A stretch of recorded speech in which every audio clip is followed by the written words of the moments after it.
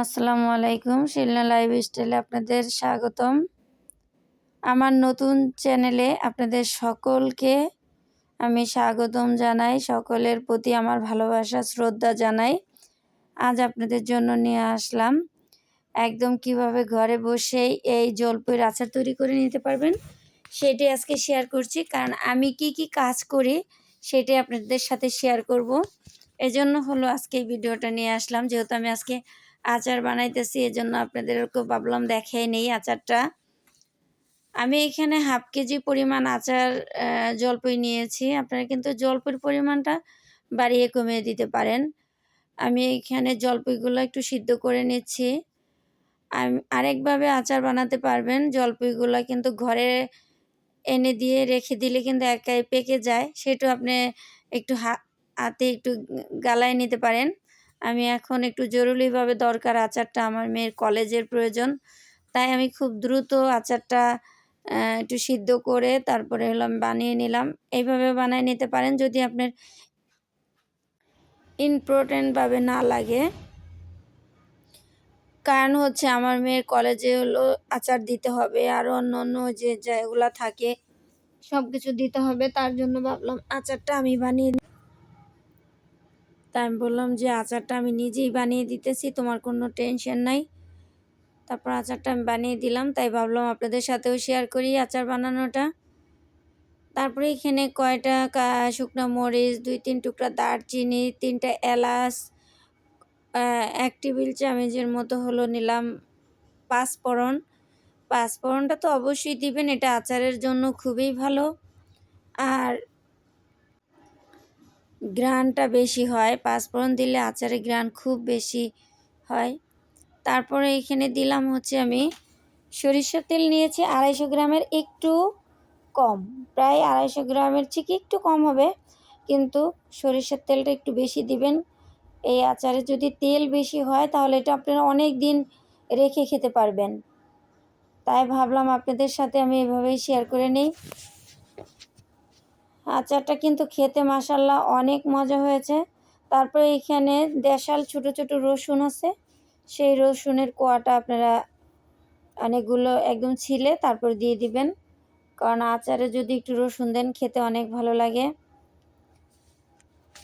আমি এটা মিষ্টি আচার বানাবো। আপনারা যদি টক আচার বানান আরেক ধরনের বানানো যাবে, সেটা হচ্ছে সরিষা একদম দিয়ে জলপিটা মেখে তারপর রোদ্রে শুকিয়ে দিয়ে তারপর তেলের পর দিয়ে সেই আচারটা করবেন। ওইটা অন্য রকম স্বাদ, এটা একরকম স্বাদ, আরেকটা আরেক রকম স্বাদ। আমি সব ধরনের আচারই বানাইতে পারি। যেহেতু আমি এখানে মিষ্টি আচার বানাবো, সেক্ষেত্রে আমি এখানে চিনি দিয়ে দিলাম প্রায় 1 কাপ। হাফ কাপ আমি টোটাল 1 কাপ দিয়েছি। তারপর স্বাদ অনুযায়ী দিলাম লবণ। যেহেতু আমি জলপাইটা সিদ্ধ করে পানিটা ফেলে দিয়েছি, এজন্য টকের পরিমাণটা কমে গেছে।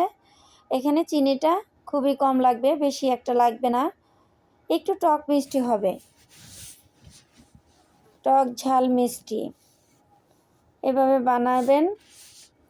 তাই আমার পুরো ভিডিওটা না টেনে তারপর দেখবেন, এই আচার বানানোটা আপনি শিখে যাবেন। প্রথম কিন্তু চিনি দিলে একদম পানি ছেড়ে দিবে, চিনিতে এমনিই পানি ছেড়ে দেয়, আর পানিটা শুকিয়ে নেবেন। আস্তে আস্তে তেলের থেকে পানির থেকে তেল বেরোয় আসবে, দেখবেন তখনই বুঝবেন যে আচারটা হয়ে গেছে।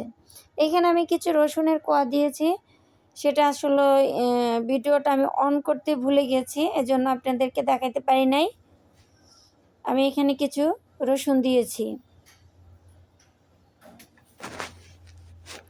এরকমভাবে কে আচার বানান আমাকে কমেন্ট করে জানাবেন। আর আমার এরকম সুন্দর সুন্দর রেসিপি পেতে প্লিজ আমার ভিডিওতে একটি লাইক দিয়ে আমার চ্যানেলটাকে সাবস্ক্রাইব করে দিবেন। শিলনা লাইফস্টাইলে আপনাদের সবাইকে আমি আন্তরিকভাবে ভালোবাসা দিলাম।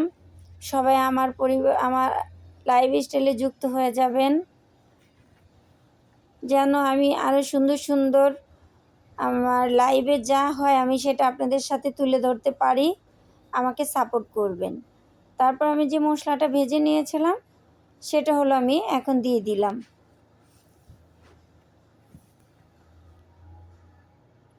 আমার আরও একটা শেলনা রান্নাঘর চ্যানেল আছে ইউটিউবে।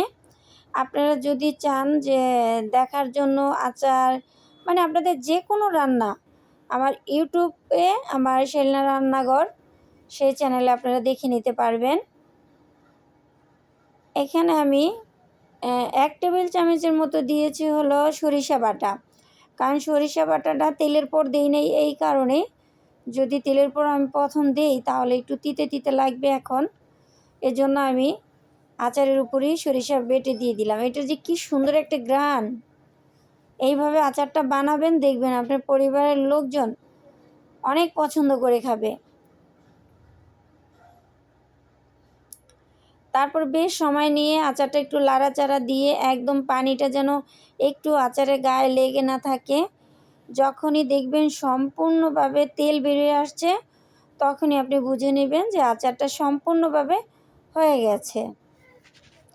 আমি একটু কিছুক্ষণ এভাবে লাড়াচাড়া দিয়ে নিচ্ছি, কারণ যেন অল্প একটু পানিও না থাকে। এটা আপনি 1 বছর পর্যন্ত রেখে দিতে পারবেন, কিচ্ছু হবে না এই আচার। এই যে দেখুন কি সুন্দর হয়েছে।